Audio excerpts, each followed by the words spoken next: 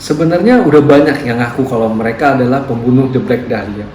Tapi kasus ini tetap belum terpecahkan. Bingung? Yuk kita bahasin aja. Disclaimer ya, ini kasus pembunuhan sadis. Susah makan, susah tidur habis dengan cerita ini jadi tanggung jawab masing-masing. Dan saran gue buat kalian yang masih nonton bareng sama anak-anaknya, coba tolong anaknya dititipin dulu. Ya siapa tahu aja sih tetangga lagi nganggur.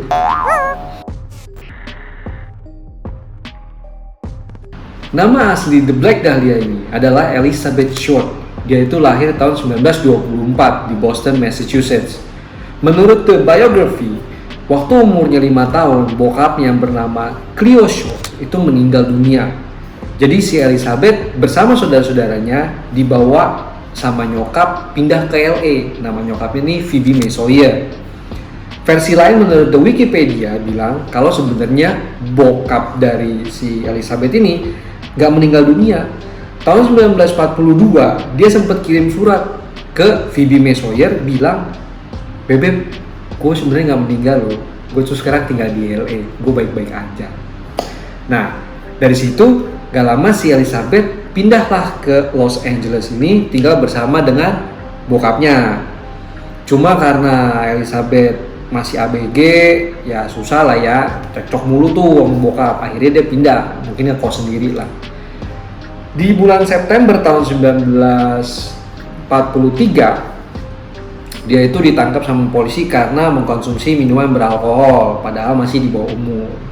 Jadi ceritanya dia dipulangin ke nyokapnya, tapi sebenarnya dia tinggal di Florida, cuma sesekali doang pulang ke Boston untuk nemuin kerabatnya. Di saat dia umur 22 tahun lah, dia baru kembali lagi ke Los Angeles dan bekerja sebagai seorang waitress. Tanggal 9 Januari 1947, ceritanya Elizabeth Short ini baru pulang jalan-jalan dari San Diego. Dia bersama seorang pria yang namanya Robert Manley. Nah, si Robert Manley ini bilang kalau terakhir dia nurunin Elizabeth di Hotel Biltmore. Dan pegawai hotel itu juga mengiyakan karena memang dia sempat ngelihat si Elizabeth Short ini ada di lobi sambil ngelepon. Cuma nggak lama, abis itu Elizabeth pergi lagi ke salah satu lounge yang jaraknya nggak jauh dari hotel, kurang lebih cuma 600 meter lah, nggak nyampe 1 kilo. Nah, di tanggal 15 Januari, tepatnya 6 hari kemudian, si Elizabeth ini ditemukan meninggal sama seorang ibu-ibu yang lagi bawa jalan anaknya sekitar jam 10 siang. Nah, awalnya si ibu ini yang bernama Betty Bersinger, dia tuh nggak percaya kalau dia tuh mayat, dipikir manekin. Habis itu dia deketin, dicoba lihat lagi lebih jelas, dan ternyata mayat beneran.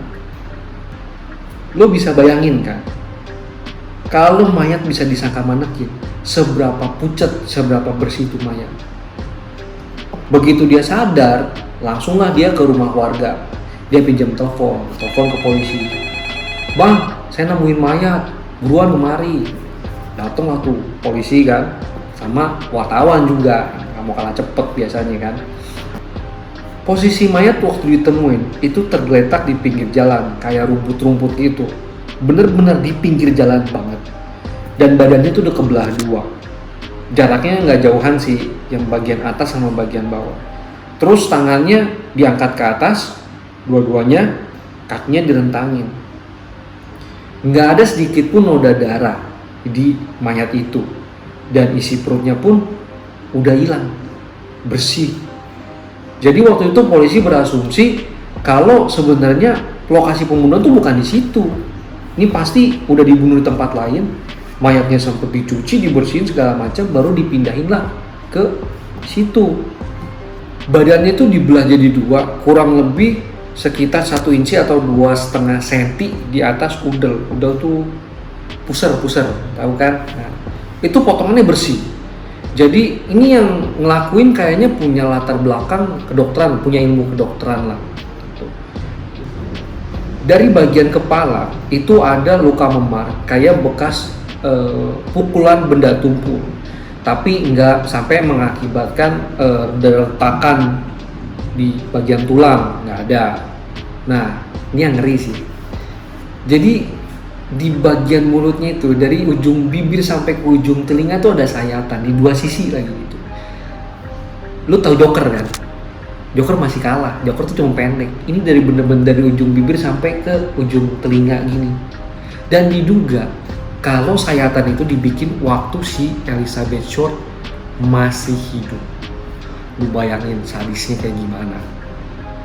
Habis itu di bagian dada sebelah kanan itu payudaranya udah dipotong, udah dibuang. Nah, di bagian tangan, pergelangan tangan, pergelangan kaki sama leher itu juga ada bekas luka ikatan. Jadi bener-bener waktu itu kayaknya disiksa banget lah. Cuma bagian yang paling aneh buat gue di sini, ada satu versi yang bilang kalau di bagian pinggulnya dia itu ada bekas goresan kayak orang main tic-tac-toe. Lu tau gak sih yang 9 kotak terus lu main bulat sama silang? Kalau lu nggak tahu nih gambarnya gue taruh di sini ya. Nah, mainan kayak begitu. Gue nggak kebayang ada orang mainan tic-tac-toe itu di tubuh mayat gitu loh. Lu nggak punya kertas apa atau tembok rumah orang kayak lu coret-coret? Apa juga harus di tubuh orang? Ada satu hal lagi yang menurut gue aneh sih. Si pelaku ini kayaknya sengaja ngebuang mayat itu di pinggir jalan supaya gampang ditemuin sama orang. Dengan pose tangan diangkat, terus kaki direntangin, itu tuh udah disusun sedemikian rupa. Dia tuh kayak memamerkan karya seninya dia, gitu. Karena lu pikir secara logika gini aja, jangan kan buang mayat. Lawang kita kalau ngupil aja kadang ngumpet-ngumpet, lu habis ngumpul tau di mana? Kolong meja, ya kan? Kalau nggak tempelin lah ke badan orang sekalian. Kan nggak mungkin lu ngumpil habis itu di depan orang lu gini, ya tong lu buang gitu. Kan nggak mungkin. Apalagi ini ngebuang mayat. Sejak kejadian itu berita ini terus jadi sorotan media. Pokoknya semua koran tiap hari ngeberitain tuh terus di halaman depan. Nah, ada versi yang bilang dari sinilah julukan The Black Dahlia dikasih ke Elizabeth Short. Salah satu koran tuh di Los Angeles tuh mendeskripsikan si Elizabeth Short ini sebagai cewek yang seksi gitu dengan rok ketat warna hitam dan blazer warna hitam gitu. Gue nggak tahu dia imajinasi dari mana gitu ya. Tapi ada lagi versi yang bilang kalau sebenarnya julukan The Black Dahlia itu udah ada sejak Elizabeth Short ini masih hidup. Nah, si Elizabeth Short waktu itu dia penggemar salah satu film yang waktu itu tuh lagi booming banget, The Blue Dahlia gitu kan. Si Elizabeth juga suka pakai bunga dahlia di kupingnya gitu. Nah, tapi sebutan blacknya ini dari mana? Kemungkinan sih katanya dari rambutnya dia yang warna hitam gitu. Nah, gue nggak tahu nih film The Blue Dahlia apakah di film itu si ceweknya rambutnya warna biru kah? Makanya dibilang Blue Dahlia, nggak tahu. Tanggal 24 Januari, kurang lebih 9 hari berselang setelah kejadian, ada satu paket yang ditujukan buat Los Angeles Examiner. Itu kayak koran di sana lah waktu itu. Paket itu berisi barang-barang pribadi dari si Elizabeth ini. Ada akte lahir, ada social security card, terus ada lagi foto-foto, sama ada satu buku alamat yang di depannya tuh ada embosan warna emas bertuliskan Mark Hansen. Ingat, Mark Hansen, nanti kita bahas di belakang. Dan di paket itu ada bau-bau bensin. Kalau polisi curiga nih bensin dipakai buat ngilangin jejak sidik jari gitu. Atau mungkin kurirnya juga motornya bensinnya bocor, ya kan, nggak tahu juga gitu kan. Cuma dari situ polisi tetap nggak bisa nemuin pelakunya meskipun mereka punya barang-barang dari paket itu. Dan akhirnya banyak orang-orang yang mengklaim kalau mereka lah yang membunuh si Elizabeth. Cuma nggak ada bukti yang menguatkan perbuatan mereka. Jadi ya semua ternyata cuma bohong doang lah gitu. Dan mungkin orang-orang ini cuma nyari popularitas doang kali ya. Lagian aneh juga sih, buat apa lu ngaku jadi pembunuh gitu kalau buat nyari popularitas? Lu bikin video YouTube kek kalau pengen populer, ya enggak? Salah satunya ada seorang cewek umur 34 tahun yang bernama Christine Reynolds. Dia tuh mengaku kalau dia adalah pembunuh The Black Dahlia. Dia bilang kalau dia punya hubungan asmara dengan si Elizabeth ini, dan dia tahu detail tentang mayatnya. Salah satunya tuh kayak rambutnya ada yang dipotong gitu.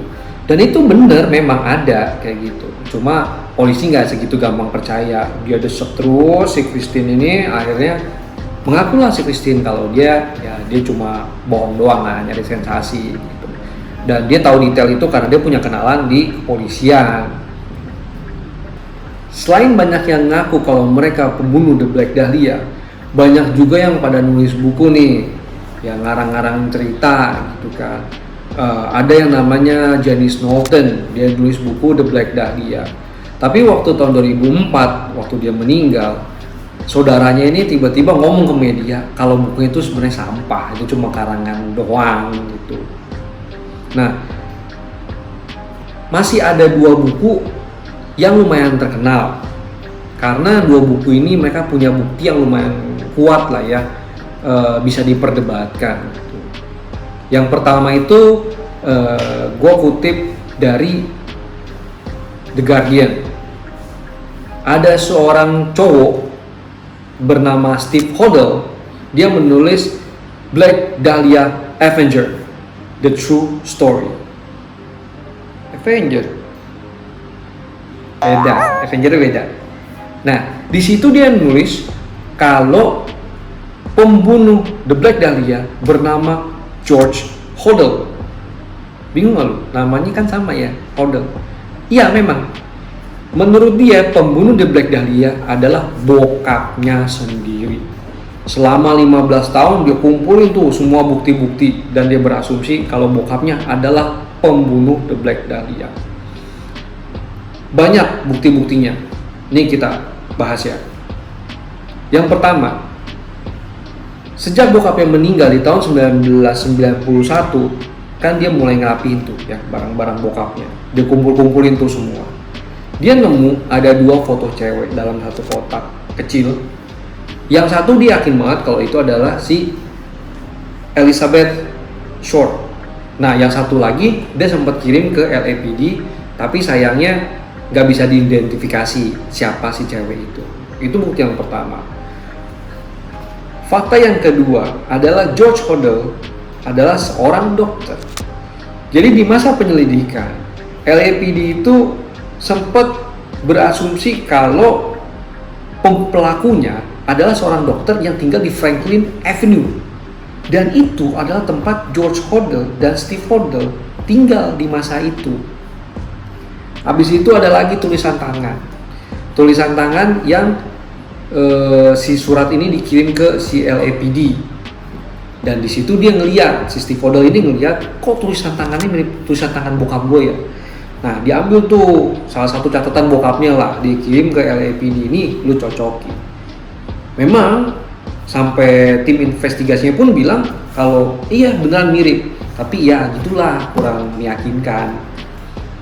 Habis itu ada lagi nota pembelian semen. Apa hubungannya? Nah, ini. Waktu beberapa hari sebelum kejadian, si George Hodel ini sempat ngebeli 1 sak semen. Dan karungnya semen itu ternyata ditemukan di dekat mayatnya si Elizabeth Short. Mereknya, jenisnya tuh sama gitu ya. Nggak tahu dah itu kantong yang sama yang dipakai apa enggak ya, kita nggak tahu, namanya juga ceritakan. Dan Steve Hodel ini juga sempat ngulik berkas-berkas kepolisian, yang salah satunya dia nemuin kalau bokapnya itu termasuk dalam 6 orang tersangka utama kasus pembunuhan The Black Dahlia ini. Jadi di situ dia semakin yakin kalau si bokap ini adalah pembunuhnya gitu. Nah, waktu George Hodel ini dimasukkan ke dalam daftar tersangka, ternyata polisi juga sempat nyadap rumahnya si George Hodel ini. Ada satu pembicaraan yang menarik. Jadi di situ, di rekaman itu, di catatan polisi tertulis seperti ini. Ini gue baca aja, gue nggak hafal soalnya.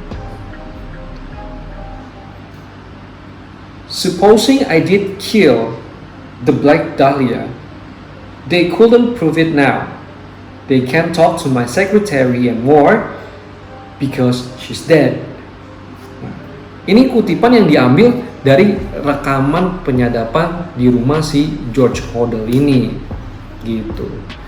Yang menarik satu lagi nih, George Hodel waktu tahun 1950 dia sempat pindah ke Filipina. Gue nggak bilang melarikan diri ya, dia pindah ke Filipina. Alasannya apa nggak tahu lah gitu. Waktu semasa dia tinggal di Filipina ada kasus pembunuhan dengan korban bernama Lucila Lalu, umurnya 28 tahun. Itu juga sama kayak Elizabeth Short. Dia dibunuh dan badannya dibelah dua. Dan tempat kejadian itu nggak jauh dari tempat si George Hodel ini tinggal di Filipina. Ya makin yakinlah kalau si Steve Hodel, bokap gue pasti nih yang ngebunuh. Dan dia orang pertama yang berani ngeklaim bahwa dia pemecah kasus The Black Dahlia. Nah, tapi tunggu dulu, belum nyampe situ. Kan gue bilang 2 buku. Satu lagi gue kutip dari The Rolling Stone magazine ya. Tahun 2017 ada seorang penulis asal Inggris kayaknya, namanya Pew Mary Itwell. Lucu ya, Pew Mary Itwell, kita bilangnya Itwell. Nah, si Itwell ini punya versi yang berbeda. Kalau menurut dia, pembunuhnya adalah Leslie Dwayne Dillon, anak buah dari Mark Hansen. Nah, lu kayak pernah dengar nggak nama Mark Hansen? Tadi gue dibahas di depan tuh, ya. Siapa lagi nih mereka? Mark Hansen adalah seorang businessman. Dia punya beberapa nightclub dan bioskop di sekitaran Los Angeles. Makanya dia kenal beberapa petinggi dan polisi-polisi korup nih. Salah satunya adalah Sergeant Finis Brown. Dia itu anggota dari Gangster Squad LAPD, Los Angeles Police Department. Nah, Mark Hansen ini juga sempat deket sama si Elizabeth Short. Mereka pernah tinggal bareng sebenarnya, gitu. Dan dia salah satu orang yang terakhir sempat berkomunikasi dengan si Elizabeth Short. Sedangkan si Leslie Dwayne Dillon ini, dia cuma seorang pelayan biasa doang, gitu. Dan dia tinggal di Astor Motel. Nah, Leslie Dwayne Dillon pernah dibuntutin sama polisi. Ya kayaknya kalau nggak salah dia juga masuk salah satu daftar tersangka lah. Dia sempat dibuntutin sama polisi, dia sempat ditangkap juga. Nah, si Leslie ini pernah ngirim surat ke LAPD pakai nama Jack Sand, nama samaran Jack Sand. Dia bilang gini, kalau pembunuh The Black Dahlia adalah seorang cowok bernama Jeff Conner. Waktu itu LAPD mikir, nggak mungkin ini kayak Jeff Conner cuma imajinasi si Leslie doang gitu kan. Tapi setelah seminggu ditangkap, akhirnya si Leslie dilepas. Kenapa? Karena jeng-jeng seseorang bernama si Jeff Conner sini muncul dong di kepolisian. Cuma dia ngasih keterangan yang sangat-sangat berbeda gitu. Dia nggak mungkin lah pembunuh The Black Dahlia gitu. Dan akhirnya dilepas juga sama polisi.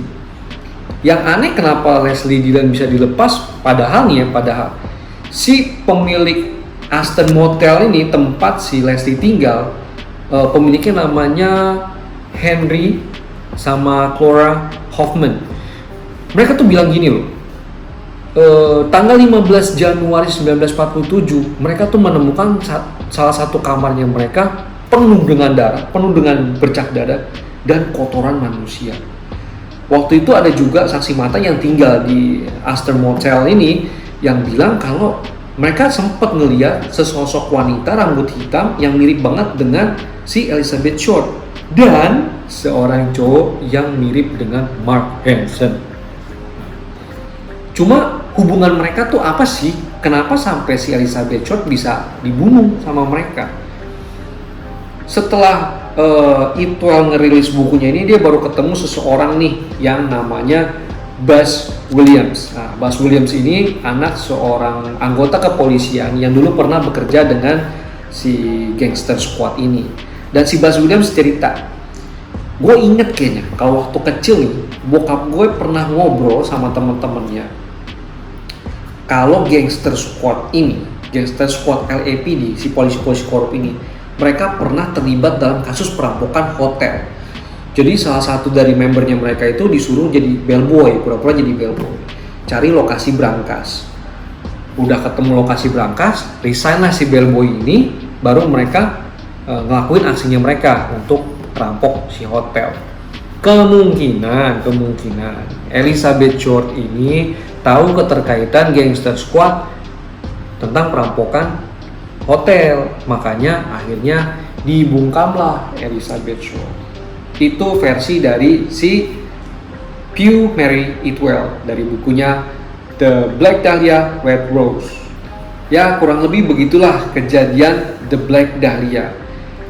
Gue juga nggak tahu mana yang benar mana yang salah karena memang udah terlalu banyak versinya, dan kalau mau diusut lagi dari awal itu susah banget karena banyak file-file yang udah hilang dan banyak penyidik serta saksi mata yang udah pada meninggal dunia. Ini kasus udah terlalu lama, 75 tahun bro, ya kan?